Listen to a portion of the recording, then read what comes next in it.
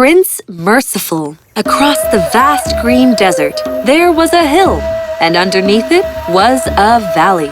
And across that valley was a vast sea, and at edge of the sea flourished a kingdom, a magnificent and grand realm that was ruled by a king and a queen. They were happy, as like their subjects, and their happiness knew no bounds when the queen gave birth to a prince. My son, he will be a king and merciful like his parents, and will be loved by his subjects. I name him Prince Merciful. Years passed since that day, and Prince Merciful grew up to become a handsome young prince, and he was as merciful as his name. It's your 21st birthday, and your mother and I couldn't have been prouder of the gentleman you've grown up to become.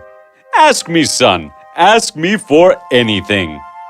Father, I want to go traveling. See the world before I take responsibility of the kingdom. Please let me go, Father. But son, you are… Let him do what he wants. My son has never asked me for anything, and I will not turn him down on his 21st birthday. Oh, thank you, Father. And so, Prince Merciful received the blessings of his parents and a servant to guard him, and off the two went on majestic steeds. They traveled for weeks, months even, and learnt many things about civilizations around the continent. But you could tell that the servant was clearly frustrated and wanted to go back home. If your highness is satisfied with sightseeing, then may I suggest we go back to our kingdom? What? No, Judas. We have much more to travel and plenty more to see. Now one day, when the prince was riding through a silent field, he suddenly perceived an eagle in pursuit of a rabbit. The poor rabbit was almost caught by the eagle's sharp claws when the prince, carefully aiming, threw a pebble at it and shooed it away. Prince Merciful, thank you for saving my life. Know that you have not saved a rabbit, but a princess, the daughter of the invisible king. My father always pays his debt, and for saving my life, he is indebted to you. Whenever you are in need or in any kind of trouble, just say, "Oh, invisible king, come to my rescue." And saying so, the rabbit darted away and disappeared through the bushes, leaving Prince Merciful gaping. Is it just me, or was the rabbit really talking to us? All I could see was the rabbit staring at you, and you at it, Prince. I think the traveling is getting to you now. Let's go home. No, we move on. And so they continued on their journey, traversing deep rivers, passing foreign countries, the 7 valleys, and at last they came to the great green desert, where there was nothing to see but sky and green sand, with the sun glaring like an envious neighbor. I am so thirsty. Well, we have no water left. Look! The prince and his servant spotted a cavity in the middle of the desert and went up to it. To their delight, they saw that it was a well filled with sparkling water. But there was a problem. The well was too deep.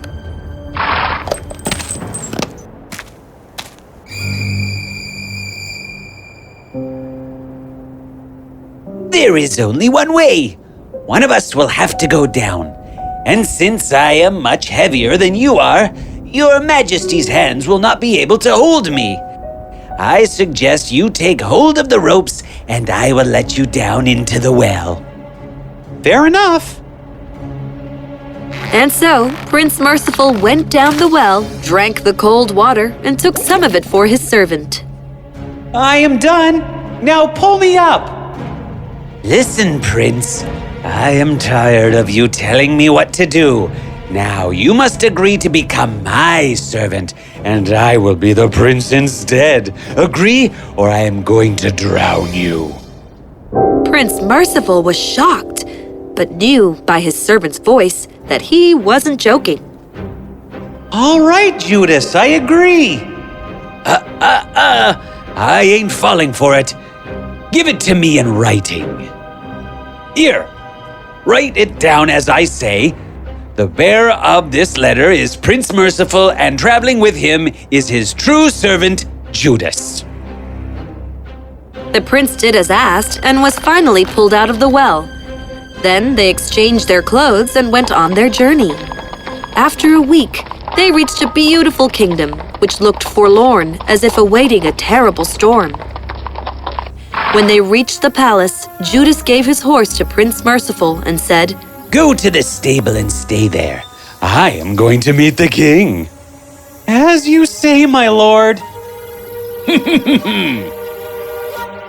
I, Prince Merciful of the Rose Valley Kingdom, have come to you to ask for the hand of your daughter, whose beauty and wisdom are known all over the world. If you consent, you will live. If not, we will decide it by war. You don't talk like a prince, but maybe it is the way in your kingdom. Tell you what, a powerful enemy is approaching our kingdom with its humongous army, and we are no match for them. Now, if you want to be my son-in-law, then defeat them, and my daughter is yours. Otherwise, we are all just blood and bones anyway. That's why your kingdom looks so dull. Tell you what, by tomorrow morning, not one enemy will be left in your hand. Judas went straight to Prince Merciful, who was known for his valor, might, and clever war strategies.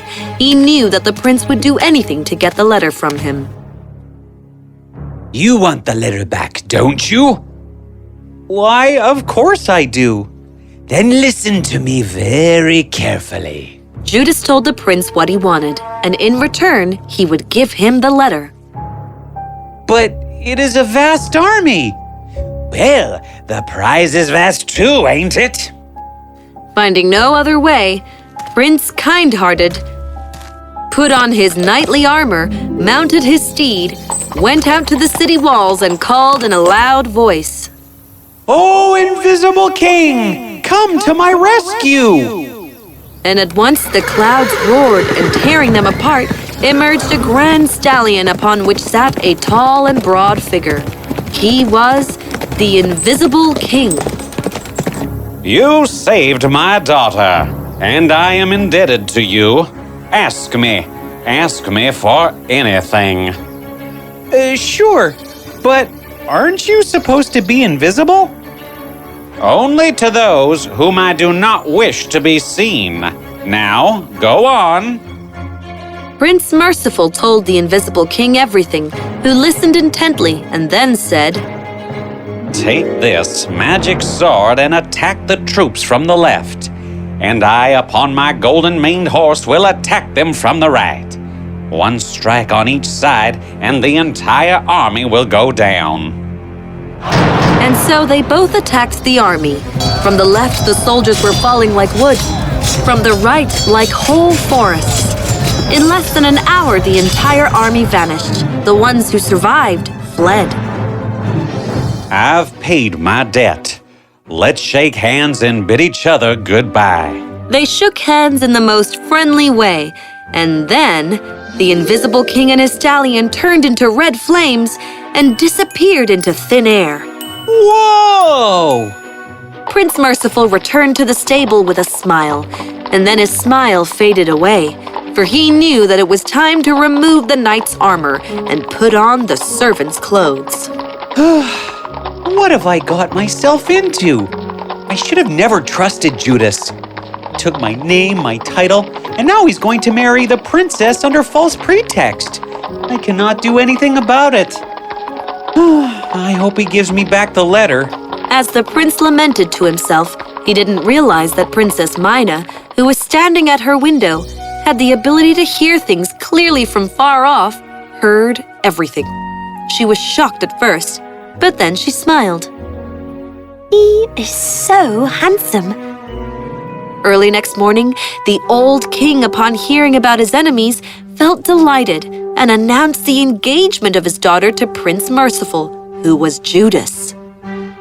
But then Princess Mina stood up and told her father everything that she had heard. Is it so? Call the real prince. And so Prince Merciful was called upon. Are you the real prince? But Prince Merciful did not answer. Huh? What will he answer? I have proof. Here, you can read it yourself. And saying so, he handed over the document to the king, who began to read it and was quite puzzled. Are you sure this is the document? Oh, yes. The document reads, "The bearer of this note, the false and untrue servant of Prince Merciful, asks for pardon and expects a just punishment. The note was given to him in the well by Prince Merciful, who is now dressed as the servant." What? That's what is written? You can read it yourself. But I cannot read. At this, the king and the princess laughed. Prince Merciful smiled, for along with being merciful, he also knew the importance of being smart, else the greedy world always tries to take advantage. Judas, the betrayer, was put behind bars, and the old king announced that his daughter will be married to Prince Merciful. Well, they did not get married immediately. They traveled the world for a few months and had several adventures, and finally, at the beginning of the harvest season, the two tied the knot. And in that wedding, among all the other guests, a special guest came, one who was not seen by all except for Prince Merciful.